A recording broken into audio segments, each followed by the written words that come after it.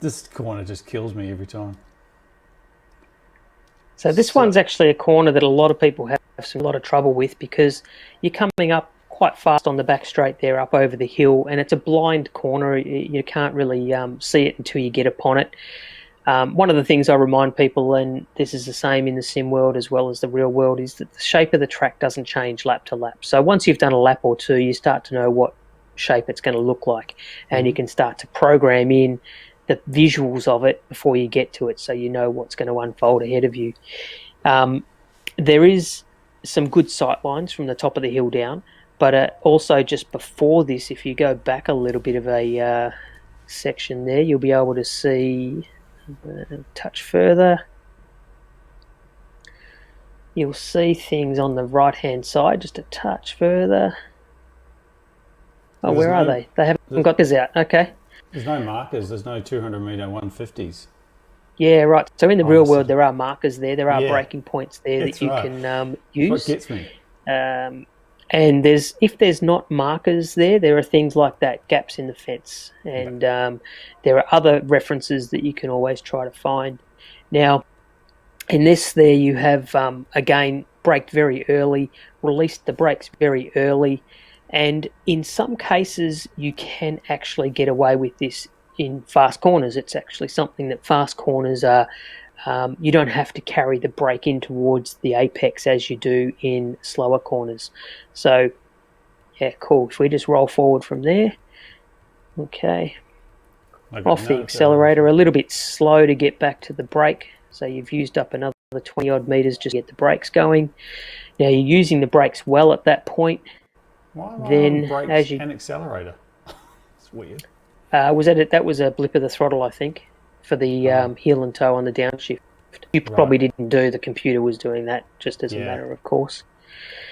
Um, you'll notice though that you come off the brakes. First of all, you come off the brakes quite quickly, so you can see how quickly that red bar has dropped. Yeah. Remembering you just did that in step by step in real life, that was actually quite a quick Well, release if of I the did, brake. yeah. So it's quick in terms of, again, we're taking the weight off the front of the car too quickly, and the front tyres then get left hanging in the air rather than connected to the tarmac. So we can come off the brake a little bit sooner than we do on a slower corner, but we do want to still be smooth in the way we come off it, and I suppose slow in that releasing phase of the brake, so that the weight over the front of the car is going to be a lot more controlled and balanced. Then Okay. you can actually be off the brake fully at this point on a faster corner, because the angle of the car is now, because it's going fast, the angle of the car changes direction a little bit quicker, and it's being a faster corner, it isn't a steep angle of steer that you need anyway. Yeah. So in general, as a general rule of thumb, the faster the corner, the less steering angle you're going to need, and so therefore you don't need to worry as much about carrying the brake all the way in and using the brakes to help balance and turn the car as what you would do on a slower corner where the brakes are really going to help to turn the car and that weight of the car. Okay. Okay. So Um, how am I going here for accelerator? Because I know that I haven't reached the apex yet. Yep, which is okay. Again, in a fast corner, you can sort of drive through the corner a little bit more than you can in a slower corner, because we're not as worried about getting the car to rotate or turn as dramatically. I think one of the things that you need to consider though is still being a little more patient until the car. You notice how much you're still bringing the steering angle in. Yeah. So there's still that link between the steering angle that you need to get through the corner compared to the use of the throttle. This is also linked to your vision. So again, you're looking at this corner a little bit too long rather than down the road early enough. And you mentioned before that I changed down to third and I should have just stayed in fourth. Yeah, so first of all, in a lot of cases, what we want to do is simplify things. So at that high speed, heavy brake sort of this is talking about the entry of this corner. It's a high speed approach. It's pretty heavy braking, and it's not that long of a brake zone, um, and it is a fast corner. So the more work you do in terms of in that braking zone, the more your brain gets overworked to actually process the balance and speed and things that you're trying to control on the way Right. into the corner. 'Cause So I'm we would changing. suggest here, Yeah, I'm yeah, changing into third here, and with yeah. full So brake. for With yeah. two reasons that I would prefer to see you not change here. One is that we're trying to simplify things, but secondly, it's a fast corner, and third gear means that when you're going through there, any use of the throttle is going to be much higher in the rev range, and therefore a lot more aggressive on how the car's behaviour will react to that throttle input. Oh, okay. And then also on this particular corner, the run from the exit onwards is all downhill. So you don't need huge revs to pull you out of that corner. You can actually use the natural torque of the engine and the downhill angle of the road to Yeah. drive down there quite balanced and controlled, and be able to use the car, not sort of overwhelm the balance of the car too much. Because I'm even So seeing here that having third gear, it just means the car's going to be so much more touchy and bouncy and jumpy and stuff. And you don't want that on a high speed corner. You want the car to be as settled and controlled as possible on a high speed corner. right, because I'm seeing here I'm at 6,000 RPM already in fourth, and I'm just going to Yep. change down into third. Just probably Yeah. So not, if you go not the best idea. to the apex and know that we're in third gear, have a look at your throttle position and revs. Yeah. And then, So you can see what 5,000 RPM or something there, isn't it? it's 6,500 there Six at there. the eight. Oh, and I'm coming up to six. Oh, Yeah. it's So I mean, getting you're close to basically I'm redlining it you're almost on the red line right there. on the apex. So the other thing, yeah. So the other thing that happens when you downshift, say the corner was one that was a little bit tighter and things, the engine will have taken a bit of speed away from your entry speed, and then you will have to do another gear change on the way out of the corner if you're going back up to fourth gear, and that can also take time or possibly even induce a mistake. So by simplifying it, you're taking away the chance of a mistake, you're taking away that engine braking that might occur as well. And a good example of this, I had a client at Phillip Island, and at turn 2, he was going back to third gear. He'd been doing it in fourth gear, and he tried a session in third gear and found that he'd lost 0.7 of a second just on the entry phase of the corner, and another 0.3 of a second on the exit of the corner. The entry phase, he lost the 0.7 because the engine was slowing the car down a lot more. He was using the brake at exactly the same point. All the speeds and stuff were exactly the same at that point, but from the turn into the apex, the engine was taking more speed away because of the revs and the friction that comes out at those higher revs.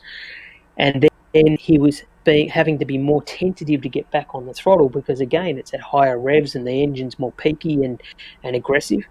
And so then he lost the other 0.3 in that acceleration phase, and then another tenth in the extra gear change on the exit as well. So he went back to fourth gear using that corner and found himself that second back again. So very similar here. You're not doing the up change on the exit of this corner, but you have a very similar thing where you are heading down the hill, and you don't need third gear. It's just going to upset things. The other part about getting down here, and if you're in third gear and you've got an aggressive rev range, is that if you're starting to go over that curb that comes up next, and the car is on edge because of the high revs and everything like that, any abrupt movement off or on the accelerator can really upset the car when it's at high speed, half over a curb and high revs. It really just, again, increases the risk when it's for no value. Yeah, right. Okay. Oh, well, that's really good to know. So I won't be doing that again. Okay, shall we? I've got a bit out of shape here, and then I do, every single time I come down here, I always look right down there. Yeah, and that's perfect, because the goal here is to try to straighten your run from this point down towards that next turn-in phase at the bottom of the hill where you had your mouse pointer, as straight as possible on your steering. And again, that comes back to being a high-speed section of the track. You want as little steering as possible, but it also links to this very point here where your braking zone, you want your car to be, your steering wheel to be as straight as possible so that your car is heading in a straight line in the braking zone, and therefore it's loading up both front tires evenly and getting as much grip as possible. If you come in here, and a lot of people still sort of create a little bit of an S-bend as they come in here, they are loading the car up more on one side than the other, and therefore one tyre is doing more work than the other side, and you have less overall grip. And that means then your braking zone will be longer and less efficient, and that then translates into the turning phase of the corner, where you won't have as good a turn into the corner because the tyres are being used in the wrong fashion in terms of the grip that they have to offer. So when you're coming down the hill, you don't have to get parallel to that curb on the right-hand side there. You can actually run straight down towards the end of the curb, as you're doing here. Oh, don't know what you did there, but just straight ahead towards the... you're basically correct right now. Yeah. Now, the only thing that was upsetting you here was that you were braking a little bit late when you were coming into this, so you'll find that you outbrake yourself. Yeah. I do. I guess this is where sims are, and I guess this specific track is probably not as accurate as in real life, because I know that if I come off this corner in even in the Z3, it would be, I'd be coming down here and it would be foot flat and then slam the brakes then, and I would get down to this point perfectly. Whereas in here, and we've had this discussion about turn 2 as well, where I would brake in the sim and I would be at a dead stop. So it's just about in the sim trying to get the timing right, but it's not going to be 100% accurate in the real world. Yeah, and I think because in the sim, especially the braking phase in the sim, you don't have that same feel that you get in the real world.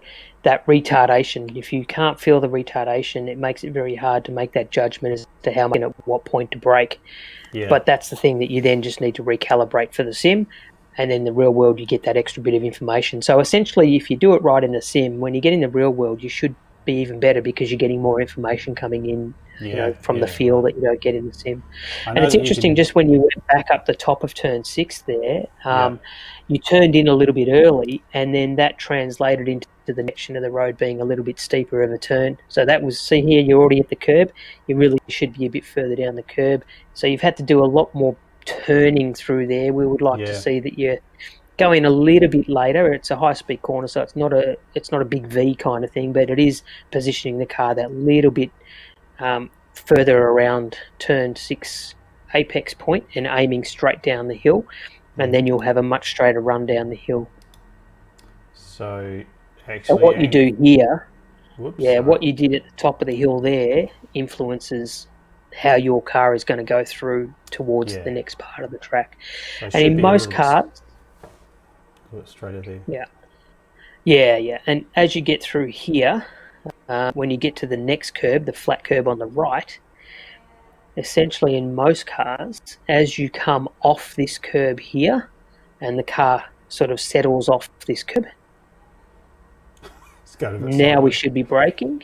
And it's probably closer to that point that you can brake, but another 5 metres down the road from where you put the brakes on. But like we discussed back earlier on with turn 1 and turn 2, you do need to use your brake a little bit further down the line and using that easing off the brake pressure towards that turn-in phase, so there's a bit more of a crossover between the finishing of the brake and the introduction of the steering. Yeah, right. Okay, so it's the heavy braking and on a straight, when you're going straight is optimal. Is that right? Correct. Yeah, again, because you've then got both front tyres engaged with the tarmac, you're going to get better braking efficiency from that, more power from the brakes, more grip from the tyres. And so that can be done on turn 1, turn 2, coming into turn 4. They're all straight parts, so you can actually heavy brake on the straight part. Yeah. Yeah. Okay. Okay. It's good to know. Now, as you're heading down to the bottom of the corner here, one of the problems that people find, and I think you find this a little bit in the sim here, but also in the real world a lot of people find it, is that it creates a bit of a tunnel for them, and their vision sort of doesn't go around the corner until too late. Now, first of all, you're going to miss the apex again on this one because you've cleared the brake so quickly and there's no weight over the front and stuff like that. You've already got 50% throttle and stuff. So you're getting understeer through here. Oh, God, but one of the things is that brakes. Yeah, There you we just go. left them behind. Look, Far yeah. out. So they should be, there should be still that last bit of braking, maybe 30% brakes at this point, and then it will drop down to around about 10% as you're turning in, and then as you're towards the apex, you can really be back to the throttle. But that's all going to help the rotation of the car because of the balance being set up properly. You're going to get the car to turn better. So through these slower corners, you need to look through the corner earlier. So instead of coming down here looking at the curb where you're going to turn in or looking at the Pertex sign ahead of you, you should already be left around the corner. And you can actually see you move your head here in the sim because you're in the VR. You can see you looking through there a little bit sooner than some of the other corners that you approach. Yeah. But because you've cleared the brake so soon and you do get back to the throttle too much too soon, you just create yourself understeer. That means the second half of the corner is going to be a bit messy. So can I ask, you talk about it a lot on the Evolve days, is coming to this point, not turning in until you hit this point. Is that right? Yeah, essentially, when you set your car up correctly from the top of the hill coming down, the right-hand tyre should touch sort of that second last blue part of the curb. If you come straight in, it will take it towards that, and that's your turn-in point. Now, it's not exactly the same. Every car might be a little bit different, a metre here, a metre there, but roughly that point there. See, And, I start turning here, which I'm yeah, what's that, 10 meters away? yeah, because you're looking at the corner, not through it. Yeah, okay. Oh, so I'm looking through my A pillar. I'm actually looking at that point, am I? That's probably what I'm doing. Yeah. Rather than actually trying to spot where the exit is, even though your head has moved, your vision is probably just looking at the blue and white curbs here on the left, Okay. rather than actually through towards the trees and tents and stuff up ahead. So yeah, And so is this that where induces a bit of early turning. so this is where I'm supposed to be Yep. kind of looking, isn't it? Yeah. Okay. Yeah. Yep. And so that'll help you to understand how much angle of steering you need to bring in and when all of those other things link together. Because that is one thing that you've been doing on a lot of these, especially the slower corners like turn 4 and this one, which is similar type of corners. The amount of steering that you've got is too much. Yeah. Now, part of the reason of that is that you're not looking in the right spot. Part of the reason of that is that your braking process and getting back to the throttle is all a bit out of whack, and so the balance of the car's not quite right. So you have to steer a bit more to make it do what you want it to do. But again, you'd be thinking the car's not doing so well when it's actually the driver's not doing so well. Yeah, right. So I remember reading reading the instructions from this, or the assessment, and am I right in saying that I should be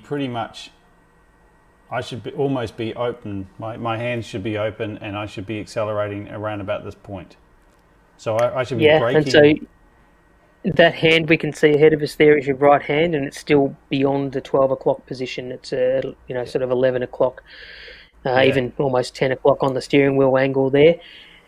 And so it shouldn't be any further past the 12 o'clock position, and by the next step along, you're probably starting to bring it back to 1 o'clock and 2 o'clock, 3 o'clock onwards. It's sort of that opening of the steering should be happening a bit sooner. So you're saying 12 o'clock? That's not going to happen with the way you've driven through that corner. So you're saying 12 o'clock, is that kind of the maximum, is that where the hands are supposed to be on a tight corner? No, not necessarily, but the way you've upset the car on the way in has created you to have to use more steering angle than would be preferred. If we get the right braking balance and the waiting on the throttle and all that sort of stuff, then you'll find you won't use more than 12 o'clock. Yeah, okay. Oh, that's not the rule. It's just that that's where you would end up if you got it right. Yeah. It's a good guide, though, I guess. And I'm from the assessment, I'm trying to brake into the corners, so brake heavy and then ease it off, but get the car around the corner and then actually accelerate out, because at the moment I'm on about 50% and I'm not even. Yeah, you're accelerating on the way in. I think, as you said, as a guide, if you consider this is a 90-degree corner and you've almost steered like as if it's a hairpin corner, to have to use more than 12 o'clock of an angle of steering, you're basically steering back upon yourself.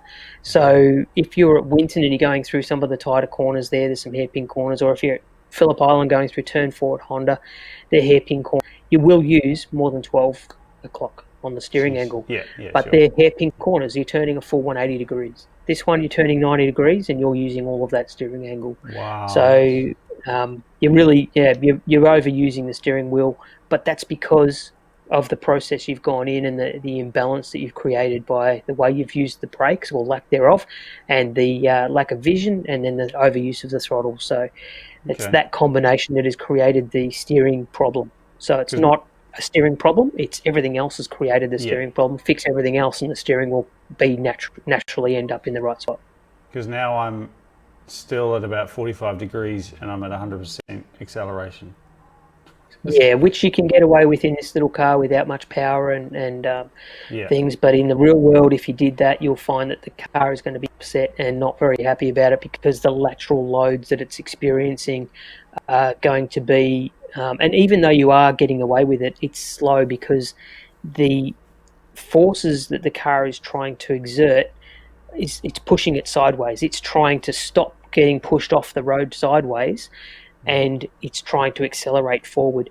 If we get that exit part right, you'll be minimising the amount of effort that's needed to keep the car from going sideways, and it will all be used for going forward. So your acceleration out of the corner is going to, again, increase that velocity gain that you get from that exit of the corner, the first couple of 100 metres out of the corner, and there's your lap time. That's the benefit you're going to get. Now, it's just on the little graph you've got down the bottom there, is that grey bar on the right, is that lateral load?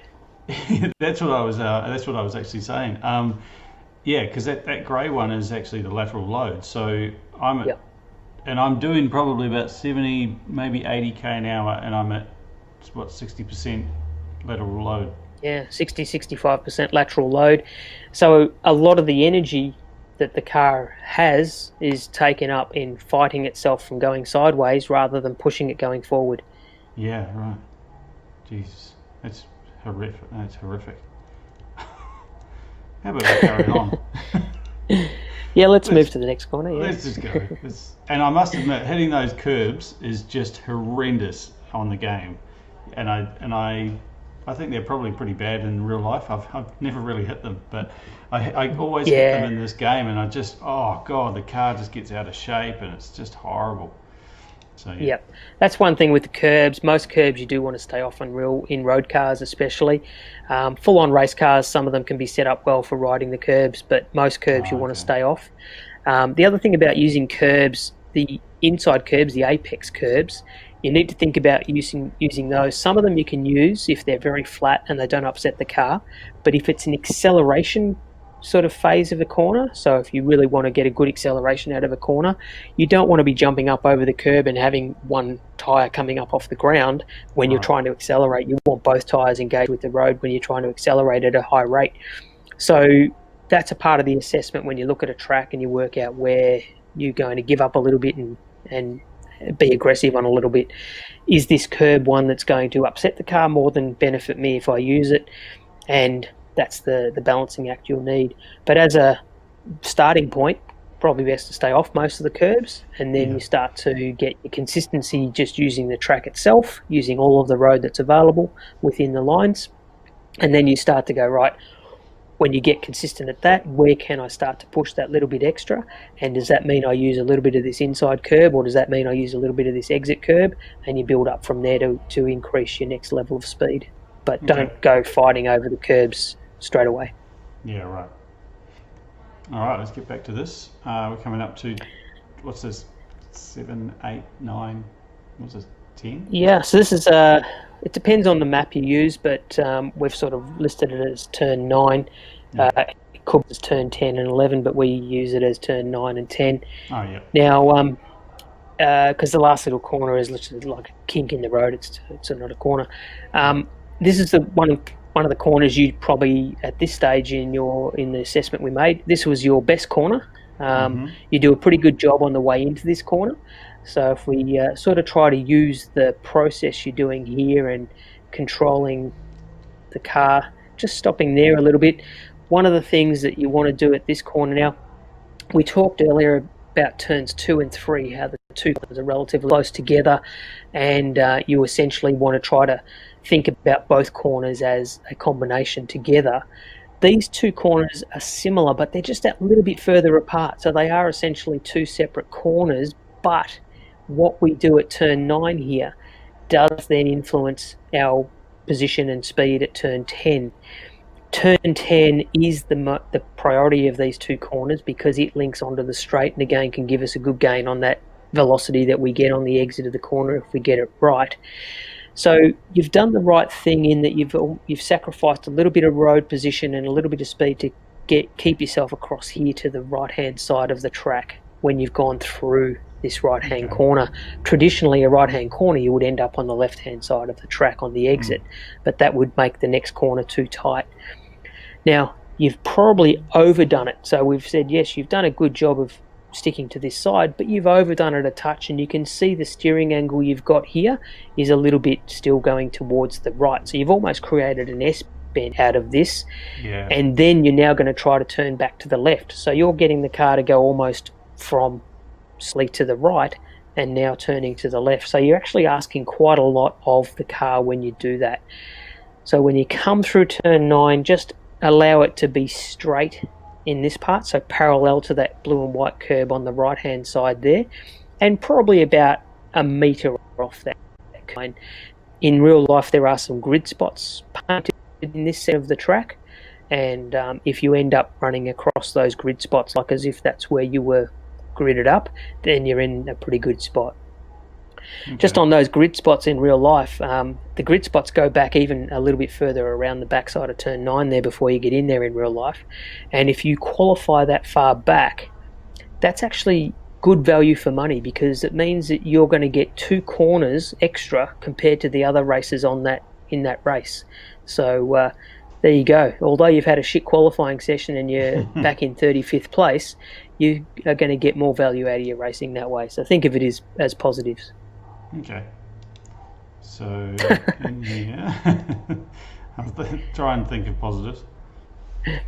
Now, as we've gone into... So we mentioned at turn 9, the previous corner there was one of your best ones.